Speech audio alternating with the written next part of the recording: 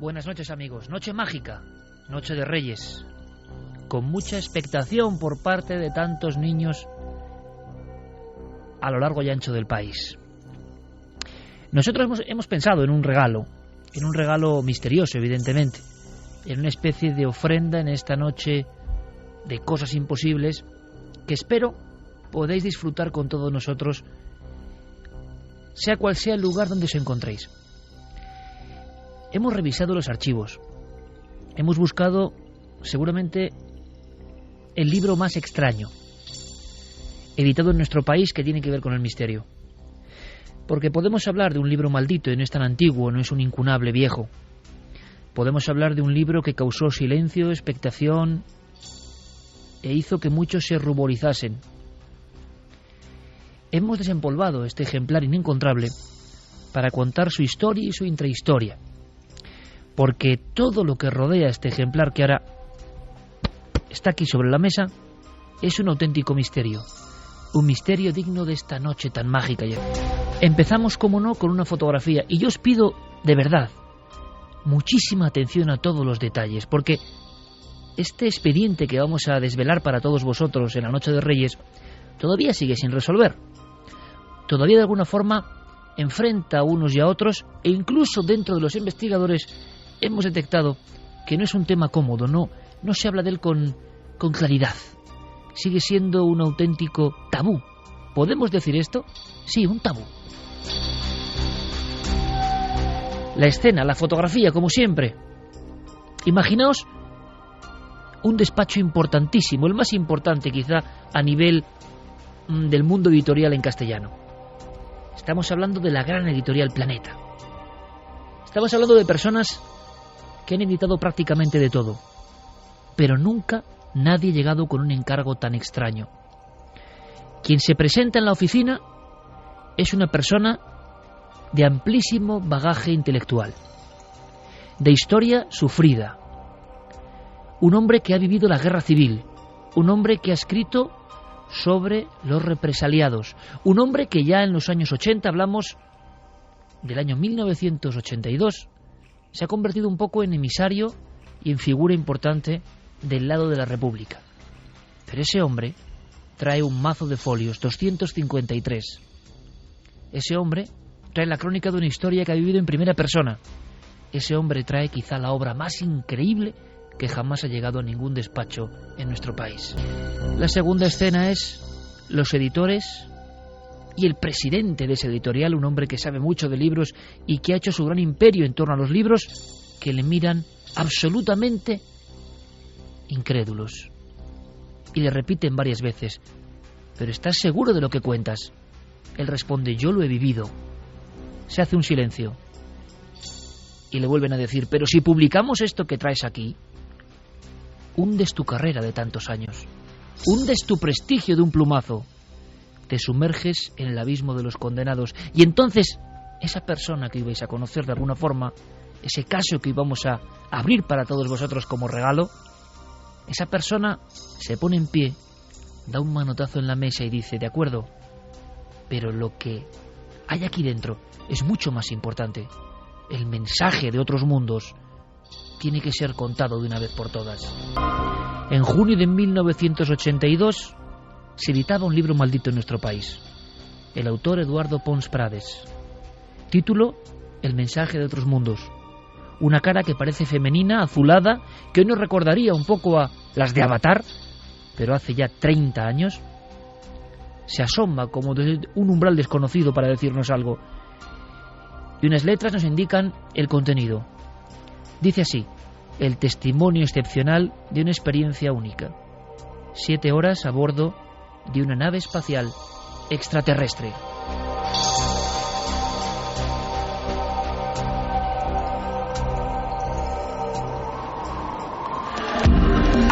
Nunca antes habías estado tan cerca de lo desconocido. Milenio 3. Gracias, amigos, porque sabemos del seguimiento. Entonces es muy importante que hoy demos luz y demos altavoz a un caso que por lo menos en España se convirtió en uno de los tabús de la ufología. ¿Por qué? Es muy importante que conozcáis también al personaje, porque no es normal. porque es un caso único. Ni se dio antes ni se ha dado después. Yo no sé qué es. Releyendo la obra de Pons Prades, Obra Maldita, yo creo que algo ocurrió muy gordo, muy especial. Vamos a intentar meternos todos en esta historia de auténtico suspense. Historia única, ya por eso merece mucho la pena. Toda la atención, todos los ojos puestos en un hombre y en una vivencia. Comenzamos con Noel Calero y Fermín Agustín ya preparados. ¡Vamos allá!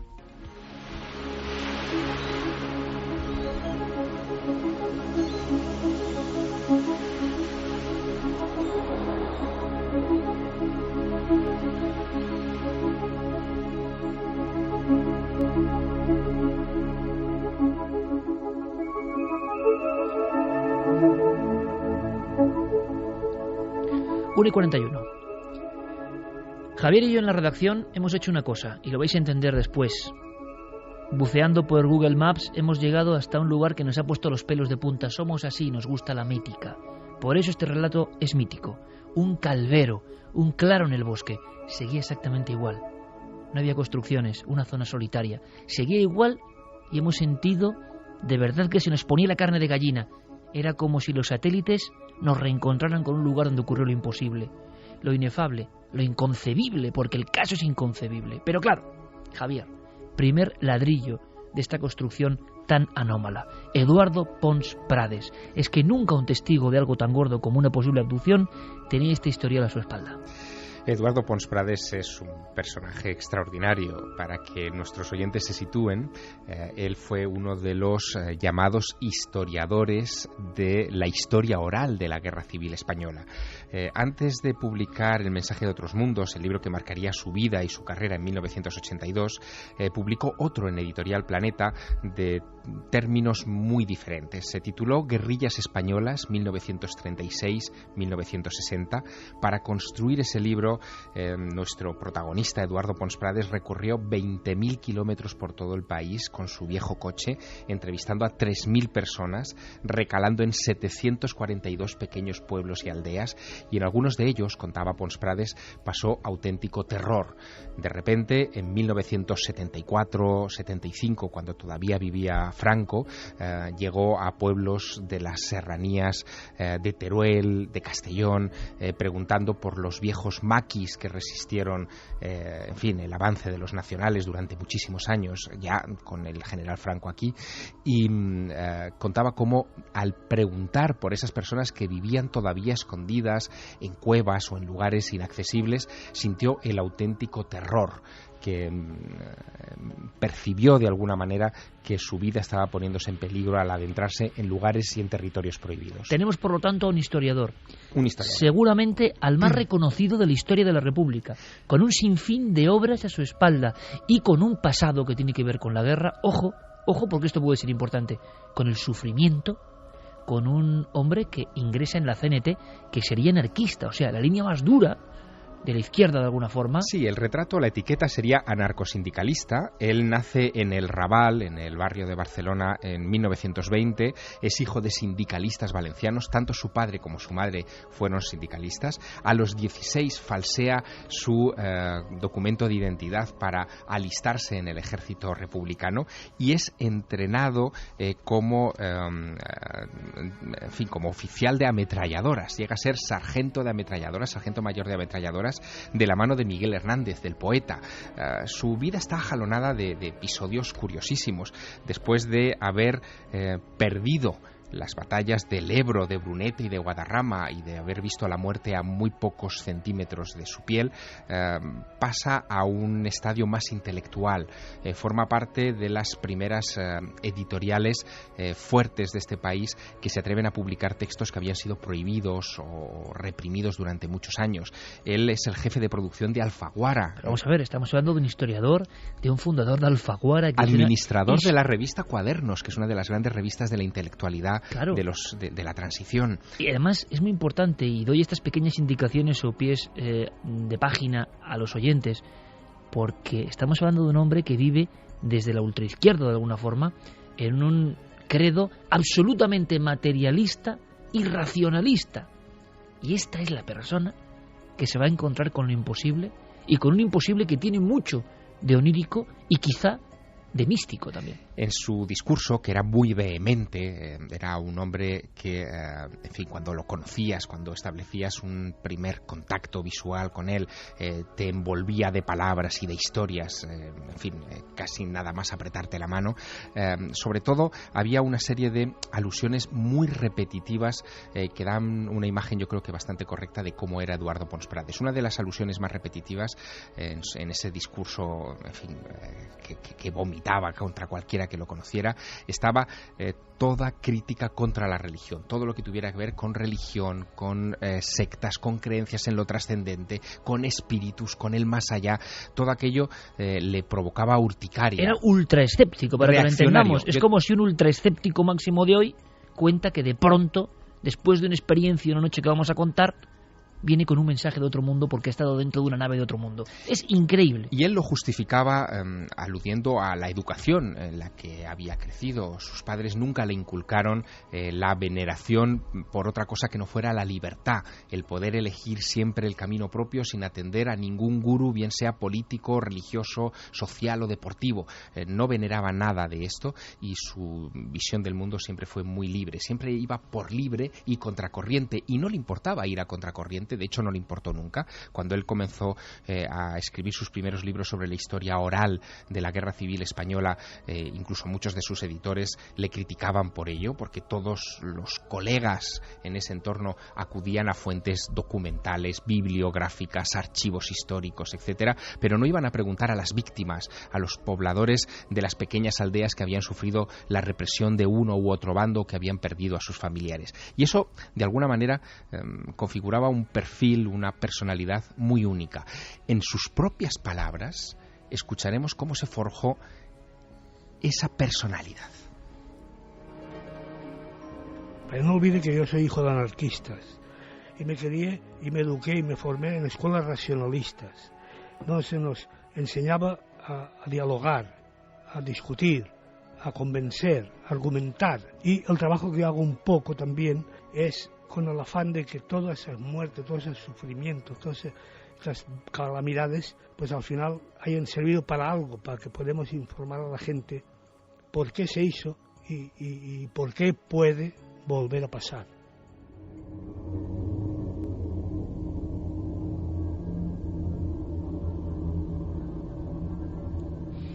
Pons Prades, su voz ya cerca de la muerte, su voz de veterano, lo habéis escuchado, de persona con más de 80 años, pero con tremenda lucidez.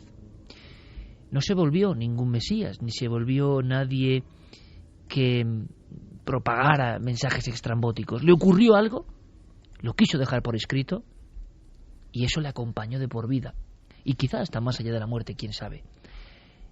Pons Prades era un hombre que estaba en las antípodas de cualquier tipo de creencia irracional.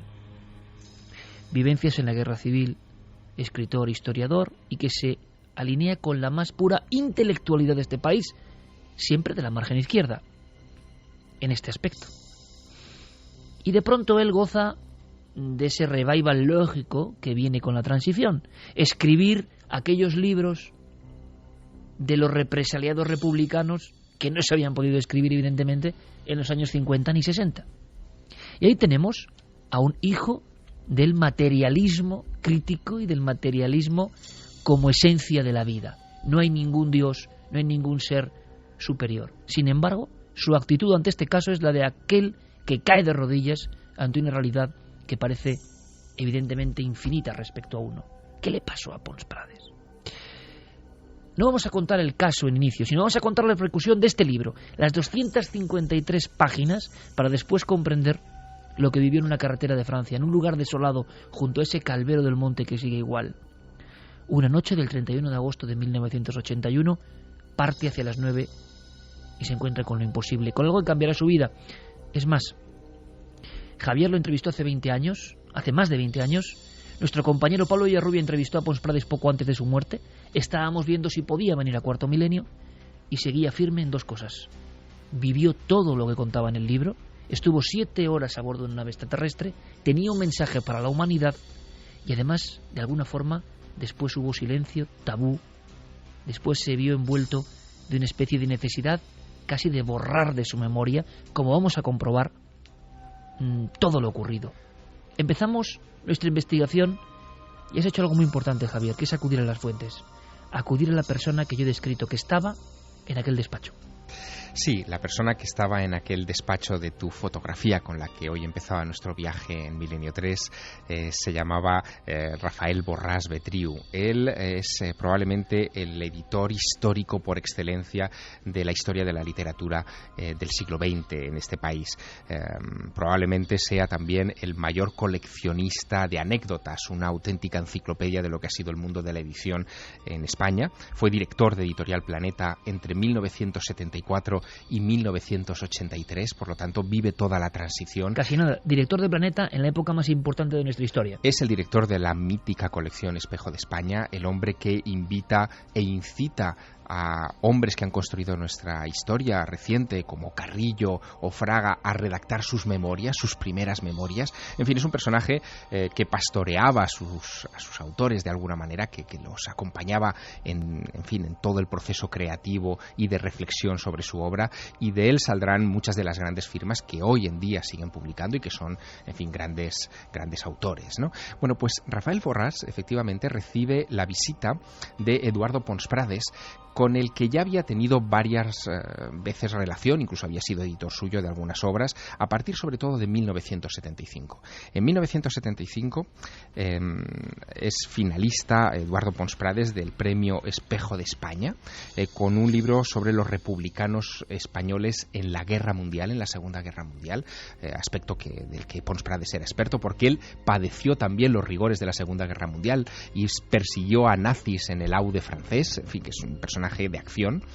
Y de repente Eduardo Pons Prades llega al despacho de Rafael Borràs no con un libro sobre la guerra civil o la guerra mundial, en fin, los aspectos en los que él es un experto, sino con una idea que le ha saltado apenas unos días antes a raíz de una experiencia. Llega impresionado. No, él llega conmocionado, sabiendo que tiene en su cabeza, y luego contaremos cómo es esto, un mensaje que le han entregado, seres de otros planetas, con la misión de que sea confiado a toda la humanidad, no a los líderes mundiales, sino a toda la humanidad, y que ese hombre, Eduardo Pons Prades, este escritor, ha sido comisionado por esa civilización extraterrestre para entregar, ese comunicado.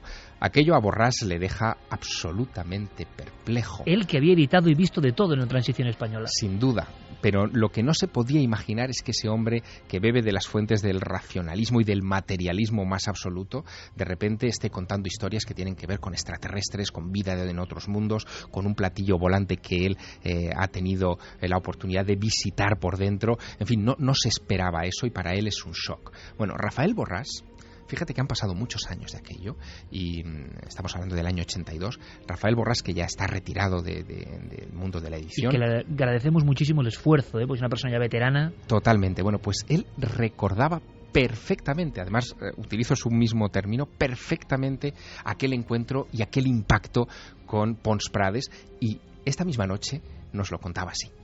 Se presentó un día en la editorial y me dijo que había sido abducido en una nave. Como usted comprenderá, mi sorpresa fue grande. Me planteó la posibilidad de publicar un libro. Le pregunté cuál era el mensaje. Los extraterrestres le habían confiado, y me quedé tan patidifuso que no me atreví a montar el contrato. Lo llevé a ver a José Manuel Lara Hernández y le dije: mira, José Manuel, aquí está Eduardo Pons Prades, que ha sido abducido en una nave y que tiene un mensaje para la humanidad. Tú decidirás. Y para mi sorpresa, Lara Hernández dijo: pues muy bien, haz un contrato.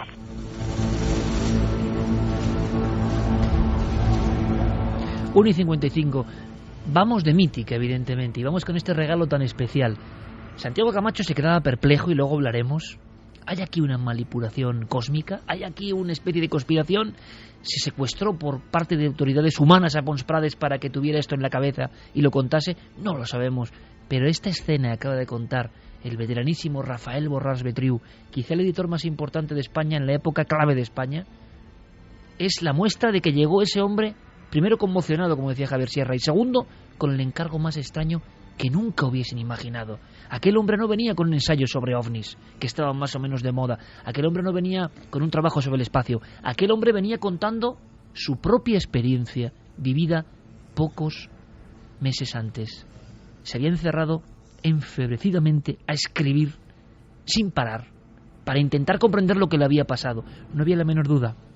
Pons Prades además comenta, no bebía, no jugaba, no se había acostado nunca con una prostituta, lo dice textualmente, no era amigo de las veleidades, dice eso en concreto como para decir, así éramos nosotros, era el aspecto casi estoico, y sin embargo en mi vida se cruza esto. Él escribía a mano sobre cuartillas, llenó cientos de cuartillas en los días siguientes a aquella experiencia y con aquel material sabía que podía armar una memoria de lo que había sucedido.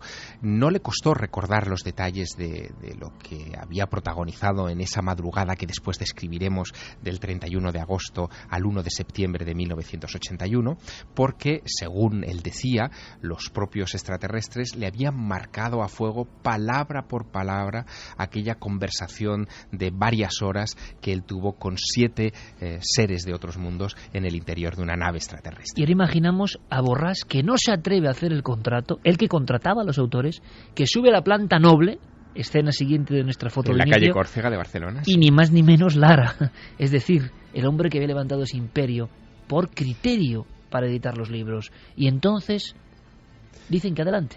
Sí, se planteaba una diatriba realmente particular. Pons Prades era ya un historiador del bando republicano que tenía prestigio, tenía una serie de obras tras de sí que habían sido importantes, títulos, en fin, tan contundentes como Los que sí hicimos la guerra, o Españolis en los maquis franceses, verano de 1944, Los derrotados y el exilio, en fin, obras muy punzantes sobre un aspecto muy determinado de la guerra, y ante los editores de Planeta se planteaba la diatriba de si este libro se iba a convertir en la tumba de Pons Prades como historiador, en fin, que él perdería totalmente su credibilidad al hablar de esto, o que estaban, por el contrario, ante probablemente el libro de más éxito que podría tener la editorial en su historia.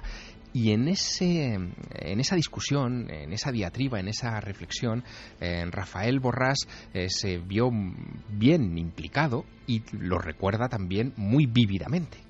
Cuando a mí Lara me dijo, públicalo, yo lo publiqué. Y pensé, hombre, un señor como Pons Prades, que tenía su prestigio de luchador antifascista, de historiador, de haber estado en la resistencia francesa, este señor dice, yo he sido abducido, yo tengo un mensaje. Pero pues pensé que el libro tendría un eco que evidentemente no tuvo. Que evidentemente no tuvo, el mensaje de otros mundos, el testimonio excepcional de una experiencia única, 7 horas a bordo de una nave espacial extraterrestre. Ni con ese título ni con ese reclamo. ¿Qué pasó? Bueno, se han dicho muchas cosas en esa escena, en esa reunión. Parece ser que incluso Lara dice, yo te lo publico, pero sepultas toda tu historia, todo tu prestigio. Lo curioso, y sirva como dato para navegantes, es que Pons Prades, después de esta experiencia, después de este libro, siguió publicando libros, siguió publicando cosas, y su última obra en la esfera de los libros es un tocho documental de los republicanos en los campos de concentración de Alemania, poco antes de morir. Monumental, es decir, él no se convirtió en ningún tipo raro, pero mantuvo hasta el último de sus días que eso es lo que le pasó. Pero eso parece que es un borrón, y ahora vamos a hablar de inmediato. Es más, Carmen, hemos buscado referencias, había una leyenda en torno a esto, y apenas hay un solo recuerdo del libro El mensaje de otros mundos, que por supuesto es una obra inencontrable. Yo quiero agradecer aquí públicamente a Javi Pérez Campos, que me consiguió el libro, porque yo había sido incapaz de conseguirlo en no sé cuántos años. Es un incunable que tenemos aquí y que realmente no se encuentra. Es decir, es como si todo el mundo que hubiese comprado ese libro, más o menos críptico, se lo hubiera guardado un muy buen recaudo. No hubo más ediciones y vamos a saber por qué, vamos a intuir por qué. Y segundo, cuando muere Pons Prades hace apenas 5 años, en todas las necrológicas, el gran historiador de los republicanos, el gran historiador de la izquierda española de la Guerra Civil, nadie menciona un libro, uno solo, El mensaje de otros mundos. ¿Por qué tanto silencio? ¿Quién ha borrado como si fuera el nombre de un faraón en la historia este título? Hemos buscado, Carmen, ya ha habido algunas sorpresas. Sí, ha habido algunas sorpresas porque la verdad es que hay muy pocas referencias en lo que se guarda en las hemerotecas de los principales diarios españoles. La verdad es que se habla mucho de Pons Prades, pero todo sobre la guerra civil, sobre lo que vivió, algunos artículos suyos de opinión, muchos reportajes que hablan sobre la guerra, sobre sus libros.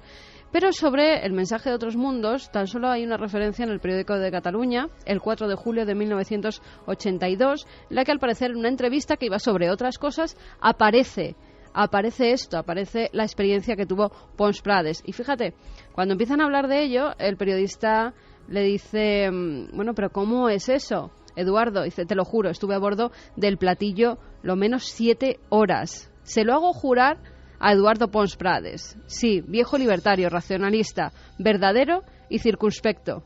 Pues sí, estuvo 7 horas. Y después nada sobre nada, cero sobre cero. En el mismo periódico de Cataluña, el 12 de junio, casi un año después, en 1983, se hace referencia a que va a dar una conferencia Eduardo Pons Prades que se llama 7 horas a bordo de una nave extraterrestre. Esa es la referencia que hay. Pero no se dice nada de cuándo se ha publicado el libro, ni presentación, ni críticas, ni nada por el estilo. Nada.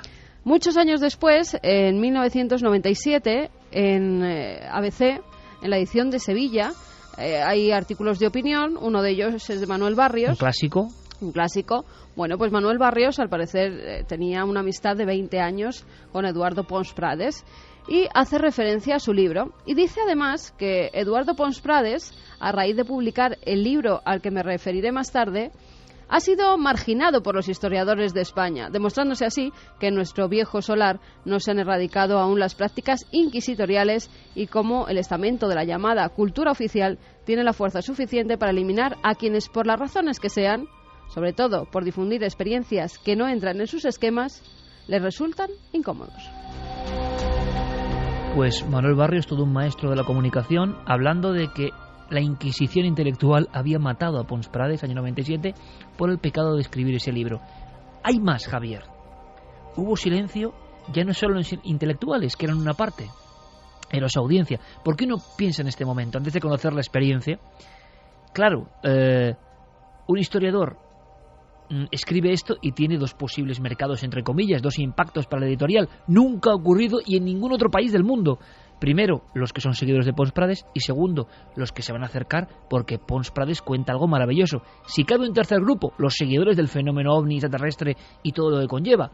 Y resulta que ninguno de los 3 mercados ni se hace cargo del libro, ni le hacen caso, y es más, borran cualquier pista. El asunto es, si cabe, todavía más llamativo porque el libro se publica, como hemos dicho, en la colección Documento de Editorial Planeta. Es una colección muy heterogénea donde Rafael Borrás, con mano certera, combina desde textos puramente políticos o de rabiosa actualidad a ensayos sobre antropología, sobre prehistoria, sobre arte, en fin, sobre cualquier tipo de cosas. Pero unos de los libros más destacados de esa colección son los que tienen que ver precisamente con la temática extraterrestre o ufológica. Estamos en los años 80. En esos años, en esa colección, se publican obras de Andreas Faber-Kaiser, por ejemplo, de Antonio Rivera, por ejemplo, también Fernando Jiménez del Oso. En fin, es una obra que concita a todos los grandes y, por supuesto, de JJ Benítez, de Juan José Benítez, que es donde él estrena en buena medida el mayor éxito editorial de su historia, que es Caballo de Troya, que saldrá de ese calor, ¿no?, de los libros que él publicaba en ese tiempo. Y llama la atención que un libro que está dentro precisamente de esa línea en fin, no tenga ni siquiera reseñas en las revistas especializadas que en ese momento eran muy, digamos, populares, ¿no? Y abundantes en críticas de libros. Porque había un gran mercado. Sí, 1982 es el último año de publicación de Mundo Desconocido, por ejemplo, que es la revista que dirige Andreas Faber-Kaiser. Es el año en el que se está publicando Karma 7, que es la revista decana de estos temas desde el año 72 en España, pero que tampoco le presta atención a este personaje. Y también hay una publicación que se llama Contactos Extraterrestres, especializada. Que le va el pelo, o sea, hablar de esta historia. El gran historiador resulta que es un abducido y un contactado, o sea, era para dedicar un número entero, ¿no? Exactamente, y el director de esa revista, que después tendrá una larga trayectoria en la prensa española especializada, es Enrique de Vicente, y Enrique de Vicente, como buen amigo nuestro, ha sido una de las primeras personas a las que hemos llamado para recordar si el libro tuvo o no el eco que merecía, y esto es lo que nos contaba. Si repasáis las revistas de ufología de la época, no vais a encontrar entrevistas con Pons Prades. En aquel momento yo dirigía la revista Contactos Extraterrestres y la verdad es que no nos molestamos en entrevistarle. Nadie investigó el caso. Estamos pensando aquí todos, amigos, y espero que vosotros también. Y tenemos las vías de contacto, melino3con@cadenaser.com, y en Twitter y en Facebook y en Google Plus, Nave del Misterio. Como siempre, Guillermo, con toda vuestra opinión. Si alguien sabe algo de por qué este tabú, o ha estado en el lugar, o tiene algún dato, quién sabe, es la noche para comentarlo. Les estamos regalando un libro, es nuestro regalo extraño, ¿verdad?, esta noche de Reyes. Regalaros el alma de un libro inencontrable y un libro extrañísimo, y quizá por eso verdadero, quién sabe, o en parte verdadero, que destila algo muy especial. La historia que lo rodea, ya lo veis, llena de enigmas. Un poco más. Pablo Villarrubia, yo le encargo la misión de aproximarse a este mundo de Pons Prades, a este historiador que rompió todos los esquemas, que fue demasiado quizá adelantado a su tiempo, porque ¿qué mensaje era ese? ¿Qué le dijeron los seres de esa nave? Pablo Villarrubia tuvo varias entrevistas con él y se quedó muy impresionado. Estaba ya a punto de morir Pons Prades y seguía firme, absolutamente firme en su creencia. Aquello había sido no una experiencia más. Él, que había vivido la Segunda Guerra Mundial y la Guerra Civil, él dice en el libro, y lo decía después, que nada en su vida llegaba a la suela de lo que le había pasado en aquellas 7 horas en un oscuro descampado entre Francia y España con una nave de otro mundo. Es muy fuerte. Escuchamos a Pablo. Lo curioso es que después de publicar una primera edición, no se publicó una segunda, aunque lo quisiera Pons Prades. Parece que hubo algún tipo de presión contra él.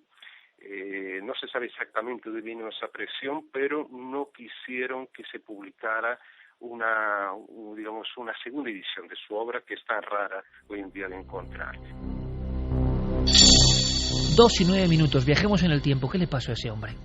El 31 de agosto de 1981, hacia las 9 de la noche, Pons Prades regresa hacia España. Ha estado unos días en Francia, concretamente en un hotel que ya no existe, el Hotel de los Tamarindos, cerca de Prats de Molló. Estamos en una zona fronteriza entre Cataluña, de alguna forma, entre Gerona, la parte norte de Gerona, y Francia, pero que tiene áreas de absoluta desolación, que no hay nada ni nadie, solo inmensas matas boscosas. Él tiene previsto una ruta. Conduce un Opel GT, un extraño modelo de aquella época. En cierto momento gira en contradirección. No sabe por qué, nunca se lo explicará. Ahí empieza esta historia. Algo le guía hacia una especie de revueltas de la carretera. Se desvía por otra más secundaria, la antigua Nacional 115 en esa zona. ¿Quién le obliga a ir por ahí? Es absurdo, es un lugar incluso peligroso, ya cae la noche. En un instante, en una de esas curvas que tiene forma de C, sale por un terraplén, por un camino forestal, y se adentra poco a poco en la zona del Alto Vallespir. Hay un momento en que ya ha perdido completamente la visión de las carreteras y de los focos de otros coches. Se ha metido él solo, sin saber por qué, llamado por algo, impresionado por algo, conducido por algo, él que no ha creído nunca en nada, hacia una zona que ya es absolutamente casi selvática de alguna manera. Se queda con el coche al ralentí y de pronto se le apagan los faros y el motor. ¿Os imagináis la escena? Pons Prades, el historiador, dentro de su pequeño Opel. Y no parece preocupado. Es más, sale a caminar, como si alguien le llamase. Y camina unos 150 metros en dirección bosque adentro. Él no intuye en ese instante que haya un calvero, un claro del bosque al otro lado. Regresa al coche. Reflexiona. ¿Qué está pasando? ¿Qué está ocurriendo?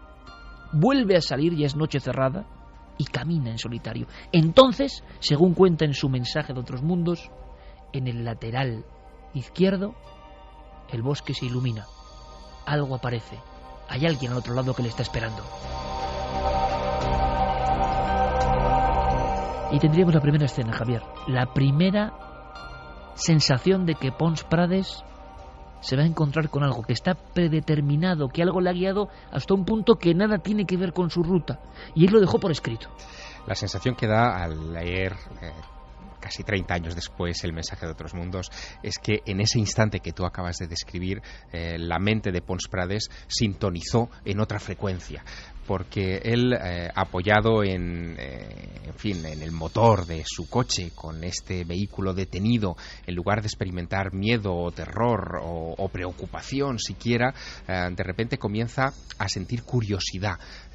Levanta los ojos al cielo, es una noche estrellada maravillosa, en la zona no hay ninguna luz cercana, no hay viviendas, no hay iluminación de carreteras, no hay absolutamente nada, y se pregunta si está solo en el universo. Y es en ese instante cuando decide caminar por esa vereda no asfaltada que recorrerá días después de la experiencia, y se dio cuenta incluso que había un cartel bien grande a la entrada del camino que decía entrada prohibida. Sin embargo, él pasó todo aquello por alto y se deja como llevar. Él tiene la sensación de que le está llamando a algo que no sabe lo que es. De repente observa cómo detrás de los árboles surge una luz que es tornasolada, que parece un pequeño arco iris que emite todo tipo de brillos a través de la vegetación, y decide internarse camino hacia la luz sin sentir miedo. Él lo atribuye en ese momento, porque en su libro están todas esas reflexiones íntimas, él lo atribuye a su educación libertaria.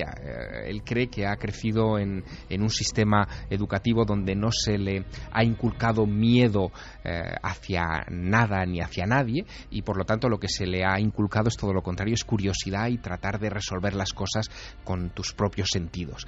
Camina hacia la luz, y cuando está enfrente de la fuente de luz descubre que todo aquello procede de algo que está suspendido a unos centímetros del suelo, enorme, que parece un vehículo, no ha visto nada parecido en todos los días de su vida, e impresionado redacta de esta manera sus impresiones.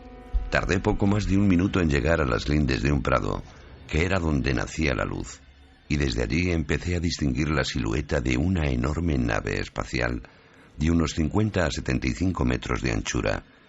La luz salía de la parte de arriba y de la parte baja de la nave, así que salté del camino al prado y me quedé como encantado durante unos segundos. Al tiempo que los 2 anchos haces de luz se apagaban lentamente, oí una voz en correcto castellano con un tono cantarín algo musical que me dijo: «No temas, acércate, por favor». Entonces, con la mayor naturalidad del mundo me acerqué a la nave, cuya base estaba iluminada ahora por un potente foco de luz blanca y rosa que salía por una puerta abierta en su bajo vientre, de la que no tardó en emerger una especie de rampa. Me dirigí hacia allí y apenas llegué al pie de la escalerilla me detuve y alcé la vista, percibiendo en la puerta una forma corporal alta, envuelta por una especie de halo multicolor. En el acto volví a oír la voz: «No temas, sube a nuestra nave. Deseamos hablar contigo». Una escena arquetípica, absolutamente vivida en otras ocasiones por diferentes personas en el mundo y en diferentes estratos del tiempo, pero claro que no encaja precisamente con este tipo de testigo. El testigo menos apto para contar esto lo está contando. ¿Qué pasa a partir de este instante, Javier? A partir de este momento, ¿qué va ocurriendo? Él lo que describe en las páginas de su libro es que le está esperando al final de esa rampa un una persona, la identifica con un varón que está como cubierto por un halo extraño, también multicolor, como si lo protegiera de algo, y ese varón le invita a que recorra esa rampa y entre con él en el interior de la nave. Le dice que la nave se llama Luz del Cosmos. Aquí ya va a empezar lo más increíble, lo más alucinante, elementos incluso naif. Sí, absolutamente. Pero hay quien piensa, y esto es muy interesante, que todo lo que esté viviendo esa persona, sea de origen extraterrestre o terrestre, es como un teatro, como una ilusión, como una interpretación que le impregna profundamente, que marca su vida y que luego él lo va a contar. Y lo va a contar de esta forma. Sí, él lo cuenta, en fin, de una manera muy curiosa, porque entremezcla sus impresiones con sus propias creencias, con su propio credo, en fin, de anarcosindicalista. Hay muchas cosas que le dicen los extraterrestres que coinciden con su ideario y de hecho le sirven en las páginas del Mensaje de Otros Mundos para reforzar algunas de las doctrinas que él quiere transmitir a sus lectores. Pero lo curioso es que en esas primeras páginas de la obra da una serie de detalles que son, en fin, bastante arquetípicos, bastante llamativos, y otros que, sin embargo, se alejan por completo de las clásicas descripciones de encuentros cercanos. Lo primero que llama la atención son los nombres que ese guía que le ha salido a recibir le da a las cosas, ¿no? Le suben a la nave. Él en ese momento recibe la información de que esa nave tiene este nombre propio tan poético de Luz del Cosmos. Le introducen en una gran sala que él describe como de unos 7 u 8 metros de profundidad, con una gran pantalla al fondo llena de luces de colores y con una especie de consola delante parecida a los controles de la radio, en fin, que él conocía por ser frecuente en los medios de comunicación. Y luego hay alguna cosa muy curiosa, Javier, en lo que describe, en una mezcla rarísima, porque hay algunas cosas que yo he leído que se parecen a los modernos iPad de alguna forma, una especie de pantallas que surgen o que manejan casi táctilmente, bueno, que sorprende el año 81. Sí, lo que también llama inmediatamente la atención es que ese hombre que le ha salido a recibir no está solo en el interior del vehículo. Hay dentro otros 3 hombres más, es decir, serían 4 hombres y 3 mujeres que inmediatamente se arremolinan en torno a él y le empiezan a preguntar cosas y a intercambiar con él impresiones. Lo primero que le recalcan es que ha sido elegido para ser el depositario de un mensaje y le piden que elija si quiere recibir ese mensaje o no. Pons Prades, viendo que tiene la oportunidad de su vida, de vivir una aventura que se sale por completo de los cauces de lo normal, acepta esa invitación. Le dicen que ese procedimiento puede tener algunos riesgos para su salud, pero que, en fin, que no tiene que pensar y decidirlo en conciencia. Él se reafirma en esa postura y le colocan entonces, eso es lo que dice Pons Prades, una especie de casco con una visera delante de los ojos, a través del cual empezarán a proyectarle una secuencia de imágenes y de informaciones de lo más peculiar. Es como si le estuvieran grabando algo. Él siente la impresión de que le están grabando un mensaje codificado que después tendrá que desgranar poco a poco en su casa cuando toda aquella experiencia haya pasado. Y es curioso porque antes de que le coloquen el casco, el primer impulso que tiene, es un impulso casi gracioso que cuenta en estas páginas, es el de pedirles un minuto para regresar al coche, tomar su cuaderno de notas y su bolígrafo para apuntar ese mensaje que le quieren dar los extraterrestres. Pero bueno, no es necesario, le dicen esas 7 figuras que están a su alrededor, y que todo aquello se va a realizar por un procedimiento que ni se imagina. Y comienza ahí una conversación. Son preguntas y respuestas donde a Pons Prades se le permite formular sus inquietudes sobre una serie de temas que él desgranará. Son casi todos de carácter social. No hay preguntas científicas, no hay preguntas sobre la habitabilidad de otros planetas, no hay preguntas sobre los sistemas de propulsión de la nave. Son, como te digo, preguntas de cómo son las familias, cómo viven los extraterrestres en otros mundos, cómo reclutan a los tripulantes de ese tipo de naves que parecen sembradoras de vida en todo el universo. Y en función de eso se establece un diálogo que él va desgranando poco a poco, casi como si fuera una novela. Es el más atípico de todos sus libros, en unos términos que se parecen mucho a esto que vamos a escuchar. Me gustaría saber de dónde venís. Si hay muchos planetas habitados además del vuestro, ¿cómo tenéis organizadas vuestras vidas y sobre todo, cómo habéis conseguido vencer a la muerte y otras cosas que ya iré recordando? Si te refieres al último planeta que hemos visitado antes de llegar a la Tierra, te diremos que era el verde brillante, llamado así porque en él abundan los ríos y los lagos. Nosotros procedemos de planetas distintos. 4 somos del planeta blanco marfil, 2 son de violeta flor y el otro es precisamente de verde brillante. Y es muy posible que ninguno de nosotros vuelva a pisar nunca más su planeta natal. Aunque sí hay razones para ello, podemos estar en comunicación con ellos en cualquier momento y por varios medios. Entonces, ¿no veréis más a vuestras familias? Las familias, según las entendéis vosotros, no existen en nuestros mundos. Nosotros vivimos en régimen comunitario a escala interplanetaria, lo que significa que cuando nacemos pasamos a formar parte de la comunidad a la que pertenecen nuestros progenitores, hasta que nuestras vivencias nos llevan a otros lugares, pero sin estar ligados a nadie en concreto y a todos a la vez. ¿Comprendes?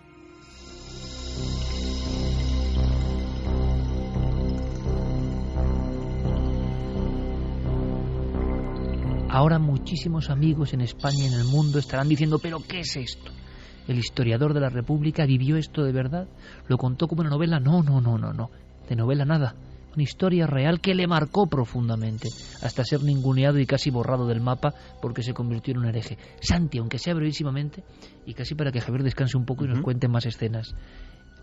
¿Te suena esto? Se ha hablado de casos como el de Frank Fontaine en Francia y otros, donde se creyó, ojo, que una agencia de inteligencia bien preparada, en un lugar más o menos asilvestrado y observando bien a la víctima, podía generar esta especie de teatro esperando luego un impacto.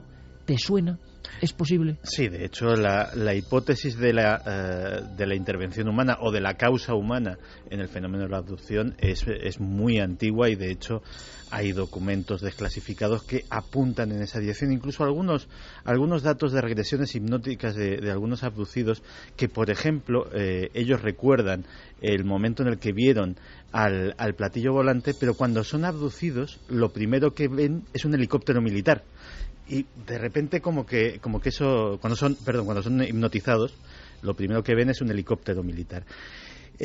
Un teatro así, digámoslo así, con un platillo volante falso, unos extraterrestres, es imposible de montar.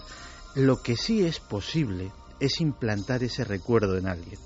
A través de drogas, a través de hipnosis, y plantas una falsa memoria. Secuestrar a alguien y generarle esa expectación. Sí, eso, o sea, la implantación de falsas memorias es algo que se hace, o sea, se ha hecho y es técnicamente posible. Que sea este el caso, yo no me voy a decantar en absoluto. Es de lo más raro que has sido en tu vida, ¿no? Lo que estamos contando. Es rarísimo y las consecuencias son lógicas. Es decir, el vacío por los dos lados, digámoslo así, es muy lógico. Por un lado, yo creo que sí que debió de haber presiones para que ese libro no volviera a ser publicado jamás, porque realmente estamos hablando del referente historiográfico de la izquierda republicana. Es decir, estaban quedando desprestigiada por Prades, dejaba cojos multitud de argumentos que han sido objetos arrojadizos en el debate ideológico de este país hasta hoy mismo. Pero es que, por otro lado, el que no apareciera en las revistas especializadas o en nuestros medios más afines es que, jolín, venía del otro lado, era sospechoso. ¿Y si nos está tomando el pelo? ¿Y si dentro de un año se descuelga y dice, bueno, todo esto lo monté pues para hacer yo qué sé?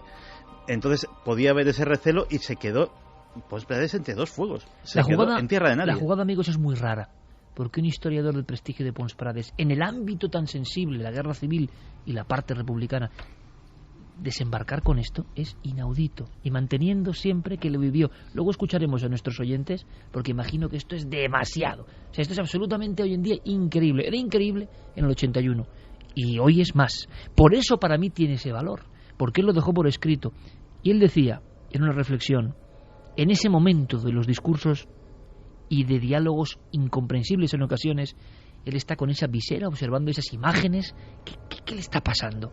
Bueno, Pons Prades, escuchando estos seres, dice en la página 75 de este extrañísimo mensaje de otros mundos: me preguntaba cómo no había sido capaz, mucho antes, de detectar tanta falta de autenticidad desde siempre en la Tierra, en torno a la existencia de sus pobladores.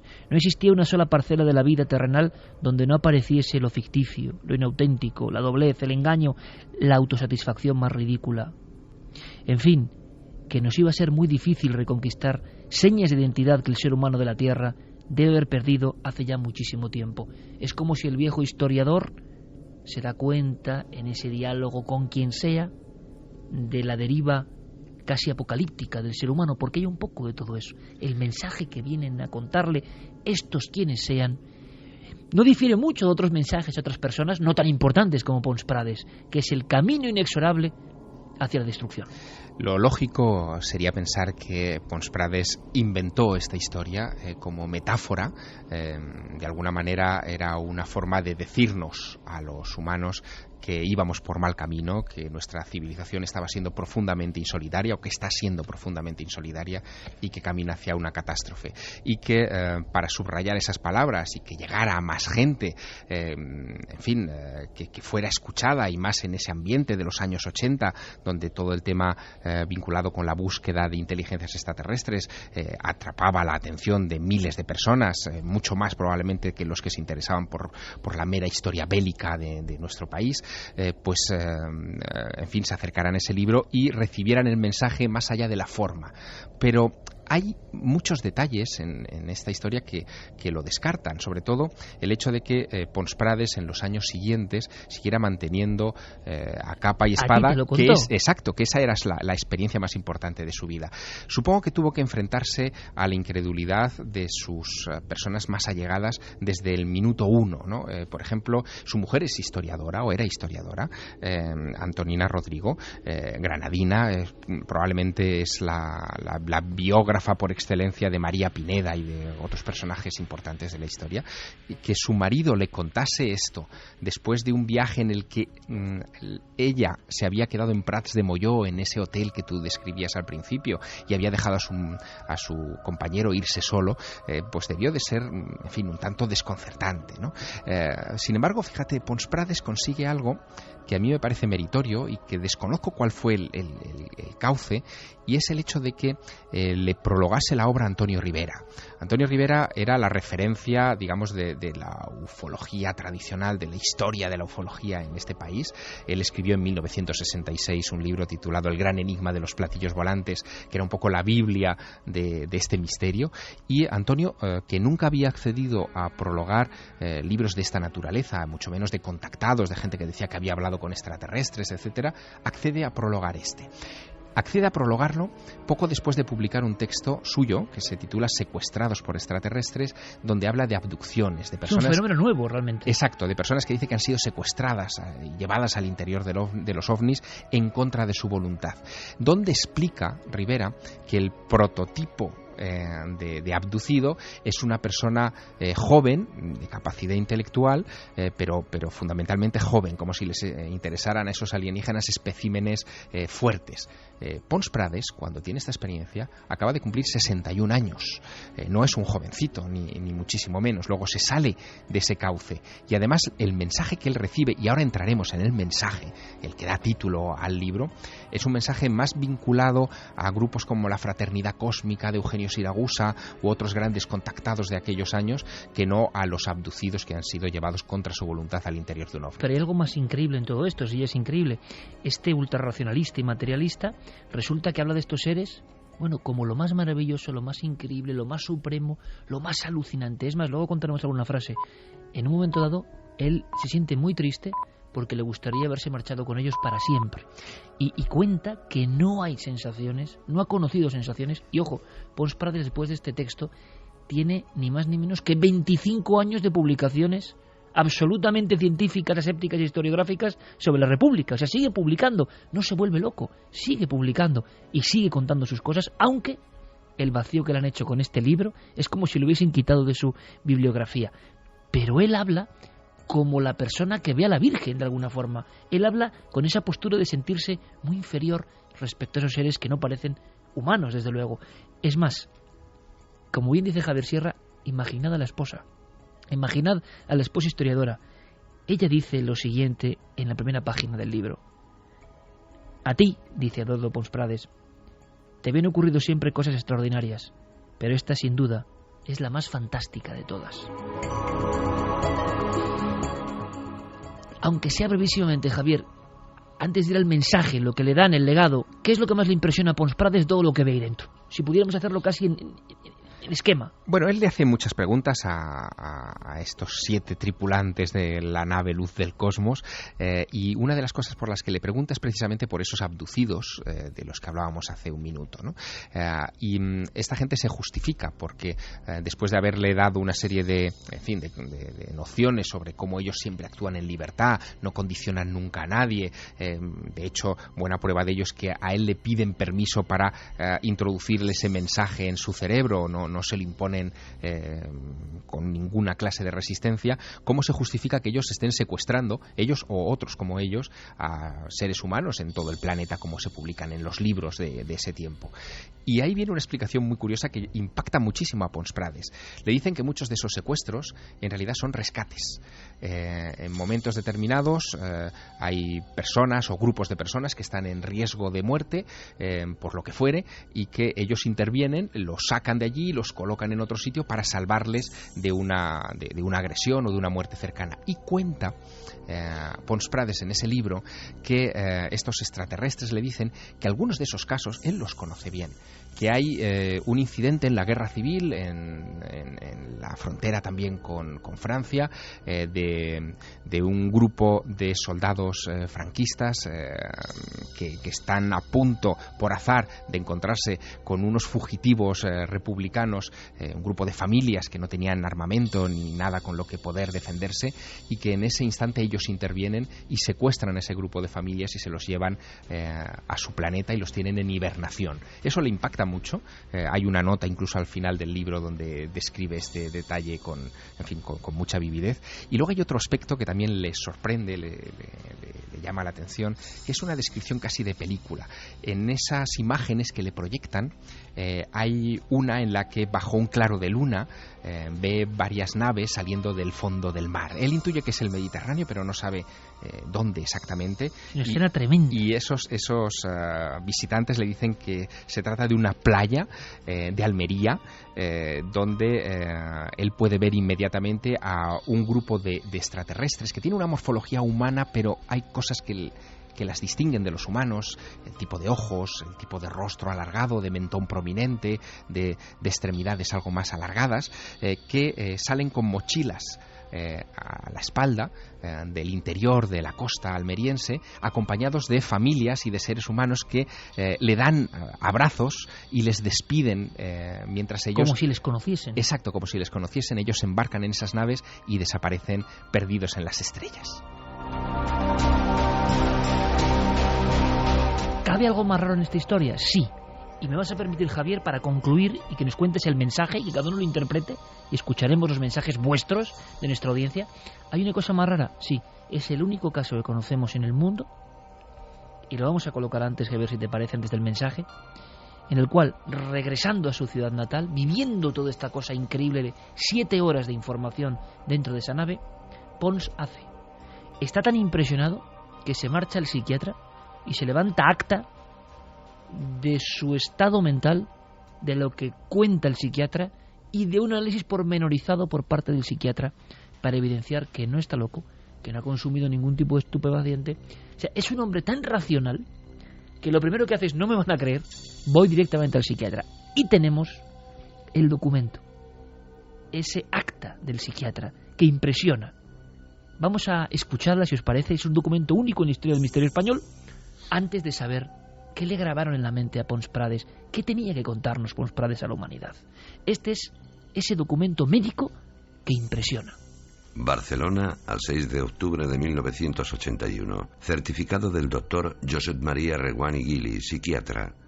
Declaro que el día 1 de septiembre de 1981, a las 4 de la tarde, me fue solicitada consulta por el señor Eduardo Pons Prades, anunciándome que el tema en cuestión era de suma importancia. La consulta tuvo lugar a las 9 horas del mismo día, manifestándome un encuentro en el Pirineo catalán, no lejos de Prat de Molló, con los tripulantes de una nave espacial llegada de una galaxia lejana. Me refirió también los contenidos de las conversaciones que sostuvo con algunos de los citados tripulantes, quienes le confiaron la transmisión de un mensaje para los habitantes de la Tierra. Sus relatos fueron coherentes, lógicos y detallados, advirtiéndose en el citado señor una actitud vital consecuente con un hecho especialísimo y con la consiguiente reacción emocional, propia de un fuerte impacto. Según se desprende de la entrevista realizada, el abajo firmante fue la primera persona que tuvo contacto con el escritor Pons Prades después de los hechos, o sea, de su contacto con los extraterrestres. Transcurridas unas 20 horas de relación relatada, el señor no presentaba ningún síntoma o síndrome psicopatológico catalogable en entidad nosológica del orden universalmente aceptado. Su actitud, comportamiento, orientación autopsíquica y alopsíquica, tiempo espacial y la relación interpersonal eran normales en una situación de fuerte emoción. Ningún signo hacía pensar en un origen patológico de sus vivencias. Le indiqué la posibilidad de una impregnación diurna de contenidos oníricos que no aceptó, razonándolo coherentemente. Un psiquiatra, nombre, apellido, documento, la consulta al día siguiente del encuentro con un emocionadísimo e impactado Pons Prades. Como sabemos, la realidad profunda del misterio es que tiene un contenido psíquico hondísimo, que marca de por vida, que el resto quizá no podemos saber lo que ocurre, y quizá haya fragmentos de realidades construidas, de realidades interpretadas, no lo sabemos, pero desde luego nunca un testigo de un acontecimiento de este tipo había ido a un psiquiatra colegiado al día siguiente para que extendiese acta. La acabáis de escuchar. ¿Qué nos queda de esta historia, de este regalo de Reyes tan especial de Milenio 3? ¿El mensaje? ¿Cuál es el mensaje, Javier? El mensaje tenía que ver con la situación que el mundo estaba viviendo justo en aquellos días de 1981. En aquel momento era presidente de los Estados Unidos Ronald Reagan, y se estaba poniendo en marcha lo que se conoció como Iniciativa de Defensa Estratégica o Guerra de las Galaxias. El año 81 además marca la consolidación de los vuelos de los transbordadores espaciales, del Columbia en este caso, que adquieren, en fin, ocupan las primeras páginas de las portadas de todo el mundo. Se trata de vuelos aparentemente de investigación científica, pero en aquellos días se sospechaba, sobre todo por parte de la Unión Soviética, que podían tener algún tipo de relación con esa idea de Reagan de colocar un escudo, en fin, de satélites que pudiera controlar el mundo desde el espacio. Aquello parece que es lo que despierta la alarma de estos supuestos extraterrestres, y por esa razón se ponen en contacto con Pons Prades para advertirle. En realidad le dan un ultimátum.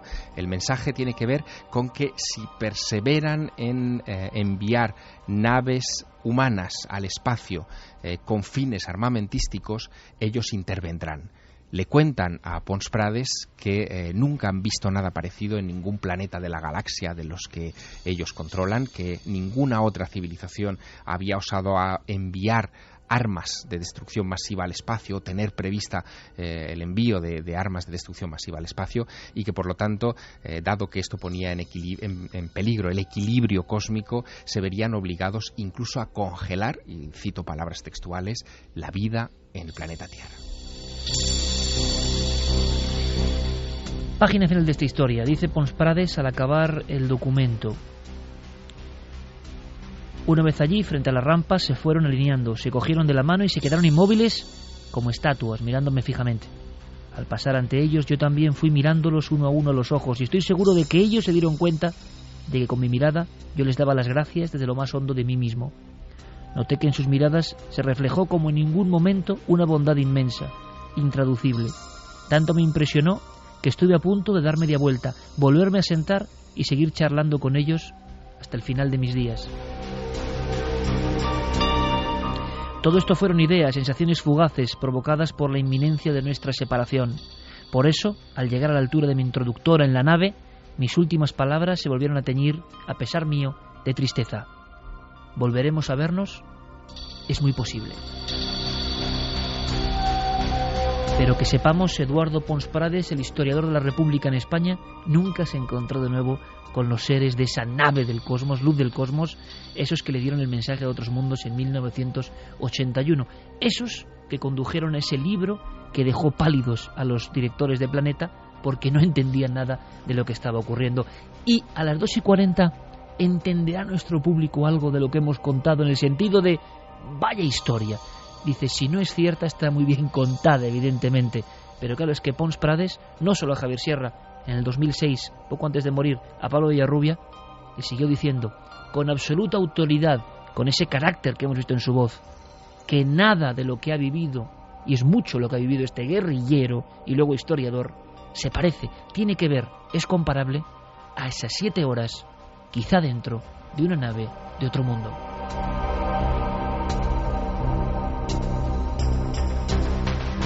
Pues mira, en referencia a eso, Ángel nos comentaba que hace unos meses pudo por fin hacerse con esta joya de libro, después de andar tras él muchos años. Y lo que son las cosas, se lo compró a un librero que fue amigo personal de Pons Prades.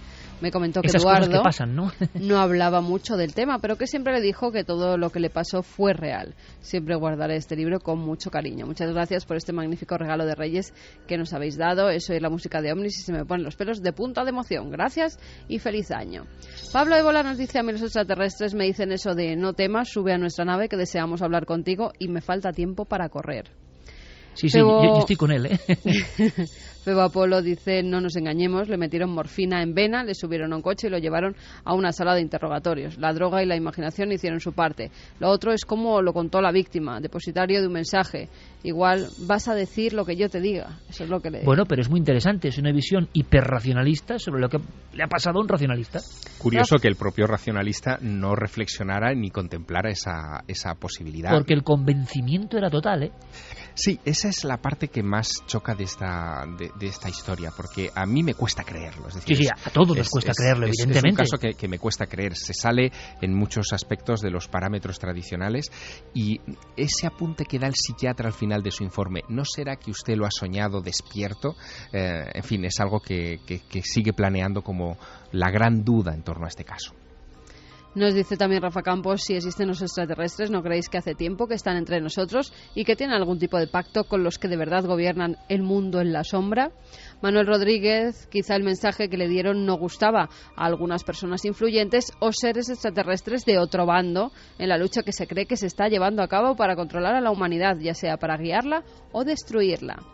Alberto, de la CNT, anarcosindicalista, periodista y además con el valor de contar su encuentro con lo imposible, lo tuvo todo para que los poderes del sistema lo releguen al olvido. Menos mal que hay siempre otra gente que habla de ello y le da vida. Eso sois vosotros y nosotros al otro lado. Un abrazo. Desde luego, gracias, otro abrazo para ti. Feliz año. Eduardo Pons Prades me parece un tipo valiente. Eso desde luego, ¿eh?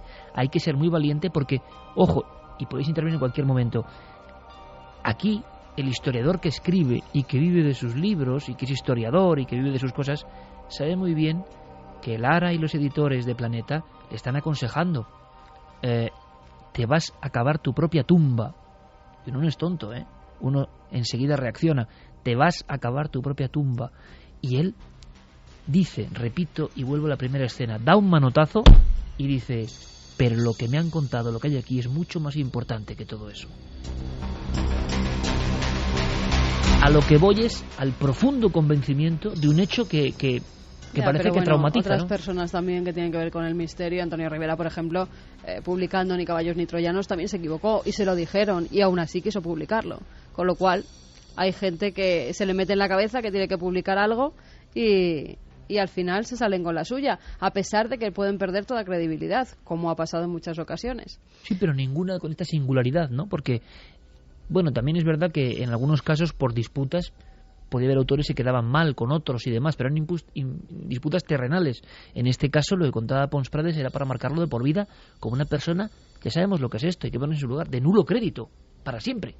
Y que Pons Prades, cuando tiene esta experiencia, también está trabajando en el Diario de Barcelona en esa época, es decir, él ejerce el periodismo activo en una redacción. El llegar a una redacción como la de cualquier periódico, con una historia así y defenderla contra capa y espada delante de sus compañeros de trabajo, también tuvo que ser una situación bastante dura. También tendríamos que conocer la situación, ¿no? de Pons Prades, la situación económica, la situación a nivel de libros, si vendía mucho, si no vendía mucho. No sé si eso se puede saber a través de la editorial Planeta de algo para ver por qué. Además, en una época en la que estaban en pleno auge con los la ovnis, duda de repente si intentó hacer algo. Exactamente. Pues es una de las opciones a nivel de ser todos detectives de esta historia, ¿no? Yo me he preguntado eso mismo además también. Y dices, bueno, fue un salto mortal a decir, bueno, me la juego.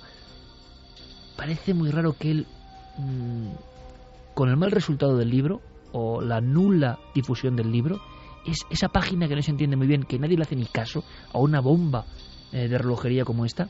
Es más, Javi, yo creo que hemos sondeado y sin duda creo que es uno de los libros más caros, más buscados, los poquísimos ejemplares que hay, ¿no? Tiene algo este libro en su interior que no sabemos qué es, ¿no? Es muy complicado de encontrar, efectivamente. Es un libro que, por las características que tiene, siendo un libro de 1980, un libro que aparentemente no cuenta nada demasiado extraño y siendo una tirada, sí que es cierto que es muy complicada, ¿no? Porque es solo una primera edición, pero con las características que tiene, se ha llegado a vender por 100 euros y más de 100 euros en algunos portales y sitios de internet donde se venden libros de segunda mano. Que son libros de Planeta fáciles de encontrar, la mayoría, menos este, ¿no? Parece que El silencio envolvió incluso un poco la vida posterior de este libro. A mí lo que me llama la atención también de este caso es que no estamos hablando de un Quijote harto de leer novelas de caballerías, ¿no? Parece que Pons Prades, hasta la fecha del encuentro, no había leído nada de ovnis, no conocía apenas historias, libros de ese mundo, y es a partir del encuentro cuando empieza a absorber todo lo que cae en sus manos para de alguna forma intentar dar respuesta a lo que él ha vivido. Hay que dar esa duda, ¿no? Yo creo que muy práctica y muy interesante, que era como ¿no? Trabajador en los medios de comunicación, él tenía que estar al tanto de lo que estaba pasando en cuestión de ovnis. Era muy escéptico, por lo que parece. Sí, era muy escéptico, pero algo tenía que haber leído. Si trabajaba en un medio de comunicación, eran noticias que casi se daban a diario, con lo cual es muy extraño que no leyera absolutamente nada de esa literatura que en la época estaba en pleno auge. Lo que pasa es que dentro del periódico incluso era una literatura muy política, ¿no? Una prensa de la época. Pero que como eran periodista te tiene que interesar políticas, todo, ¿no? aunque no te Situémoslo de dediques todas a esto. maneras también en el plano meramente temporal, ¿no? Esto sucede en septiembre, digamos, finales de agosto, primeros de septiembre de 1981, y en junio del 82, es decir, menos de un año después, el libro ya está en las librerías. Pons Prades escribe un libro también con sus memorias, yo creo que un poco precipitadas. Es decir, sí que hay una serie de conversaciones que se detallan. Es un libro como vomitado, pero también, exactamente, ¿no? O sea, como aturullado, como si estuviera escrito en escritura automática. Absolutamente. Y además le añade una serie de elementos como muy a borbotones, ¿no? Son noticias que coge de aquí y de allá, recortes de prensa, chistes incluso, hay viñetas sacadas de los periódicos de aquel tiempo, portadas de cómics, en fin, es un batiburrillo extraño con el que él trata de digerir lo que le ha pasado. Es más, hay una bibliografía al final del libro con una serie de referencias a clásicos del fenómeno ovni, y se ve que el hombre los ha leído, probablemente no los ha digerido, y todo eso lo ha ido encajando de alguna manera en su experiencia. Yo no sé lo que pudo haber pasado, si él tuvo un vislumbre extraño, si quizá la clave está en esa frase que tú has leído antes de su esposa, que dice, oye, a ti te pasan cosas insólitas, pero como esta ninguna. ¿Qué significa que le pasaban cosas insólitas? Es decir, tenía una predisposición a lo extraño alrededor de su vida, magnificó esto. Lo raro es que luego a mí me extraña, hay que ver, yo tengo en mi casa el libro de Pons Prades, el último libro. Es un libro impresionante, el libro de los españoles en los campos de concentración, un libro de pura historia, con centenares de páginas y anexos y notas. Es decir, un tipo que con 80 y pico años hace esa literatura es un tipo que está perfectamente mentalmente. Es decir, fue una treta de alguna manera, como aquí vislumbrábamos. Bueno, pues para subirse al carro de algo, desde luego, si es así, salió muy mal, porque el resultado fue nefasto. Últimas opiniones. Pedro Cabrera dice, creo que es lo que comenta Santiago Camacho, recuerdos implantados. La doctora Carla Turner, abducida, hablaba en sus conferencias de que se estaba descubriendo que había unos recuerdos implantados en los abducidos para enmascarar otras vivencias. Álvaro dice, pues es casi más preocupante que lo haya podido hacer el ser humano, siempre maquinando acciones extrañas. Cancela Freire, suena un poco rara la historia por el hecho de que el mensaje que le dan está muy acorde con sus propias ideas. ¿También? Marian Hernando, ¿por qué no le entrevistarían ni siquiera las revistas especializadas en el tema OVNI? Qué cosa más extraña. A mí me extraña también eso, porque lo noticiable es eso, ¿no? Que una persona tan alejada cuenta esta historia. José Ramón López dice: algo muy grande tuvo que ser porque una persona de su edad, después de tanto tiempo y sabiendo que llega a su fin, siga afirmando lo que vivió. Elkin, extraterrestres que le dan a un intelectual español un mensaje para toda la humanidad, suena a operativo gubernamental para quitarse de en medio a un personaje incómodo. Rubén Sánchez García: cómo tapan las pisadas sobre estos temas los que mueven los hilos.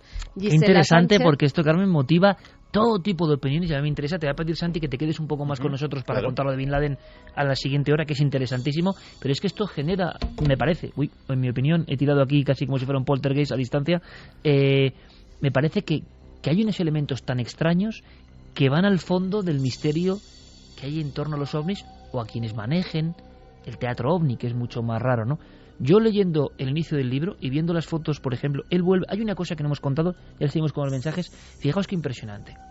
En mi opinión, yo creo que hay muchas cosas evidentemente implantadas o recordadas o reestructuradas, porque esa comunidad, lo que cuentan de la familia, que no hay lazos familiares, no hay creencias, parece que no hay dioses, parecen la utopía de un comunista ultra crédulo en sus postulados. Parece que lo que haya dentro del teatro ovni da una serie de mensajes sabiendo que luego van a ser reinterpretados. Saben muy bien lo que hacen, si es que lo hace alguien ajeno, y si es alguien terrestre también lo sabe muy bien, porque desde luego si uno lee las primeras páginas, lo que es el encuentro, sabe que están esas letras escritas bajo un influjo de una emoción terrible, una emoción que yo me atrevo a decirlo, trabajando hace más de 20 años en los medios de comunicación, sabemos muy bien cuando la emoción de un testigo es real y cuando es imposición por parte de quien sea, cuando es un poco de impostura, cuando es algo forzado y cuando alguien equivocado o no habla con la verdad de lo que cree.